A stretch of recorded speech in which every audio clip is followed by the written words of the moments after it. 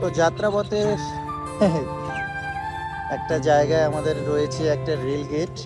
তো সেই rail gate এখন আর কি রেল গেট পড়ে গেছে, হয়তো ট্রেন আসতে চলেছে। খুব একটা সুন্দর একটা জায়গা। তো আমাদের মামার বাড়িতে আসতে গেলে মানে আগে যখন আসতাম, এখনো আসি, কম বেশি হয়ে গেছে এখন। তো এইখানে পাশে এক স্টেশন রয়েছে, এই স্টেশনের নাম হচ্ছে চৌতারা স্টেশন। যারা এখানকার বাসিন্দা তারা তো চিনবেই। সেই স্টেশন থেকে আমরা পরিবারের উদ্দেশ্যে আগে আমরা যাত্রা করতাম।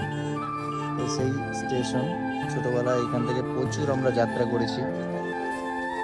এই যে তোমাদের দিদি ভাই, মা, মাসি, বোনু,